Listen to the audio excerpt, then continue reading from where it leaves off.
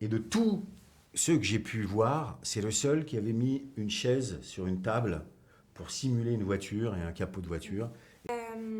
Première question, qu'est-ce que vous avez pensé de la prestation de Malik qui vraiment crève l'écran? Je crois que vous avez vu au total 80 acteurs avant de le choisir. En fait, Malik, je l'ai vu.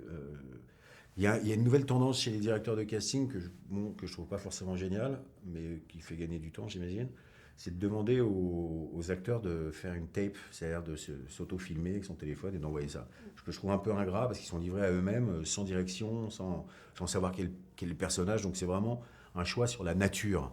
Or, on n'a pas tous des natures formidables. On peut être un immense acteur et avoir une nature peu expansive finalement.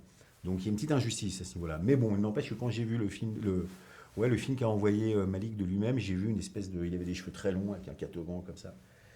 J'ai vu une espèce de fougue assez dingue. Et je me suis dit, tiens, il a un truc lui quand même, indépendamment de la très belle gueule qu'il a, hein. Et puis après, je l'ai vu en essai.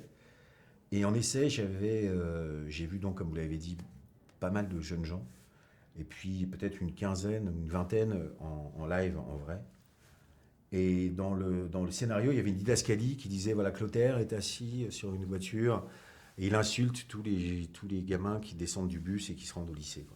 Puisque lui n'y va pas et que ses journées sont faites de pas grand-chose. Et de tous ceux que j'ai pu voir, c'est le seul qui avait mis une chaise sur une table pour simuler une voiture et un capot de voiture.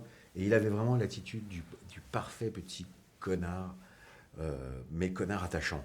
Et j'ai vu ça tout de suite. Je me suis dit, donc, il a compris la posture, il a compris le débit de mitraillette comme ça du gamin qui insulte, mais il y avait une fragilité dans sa manière de le faire qui m'a assez plu de façon assez, on va dire, automatique et viscérale, quoi.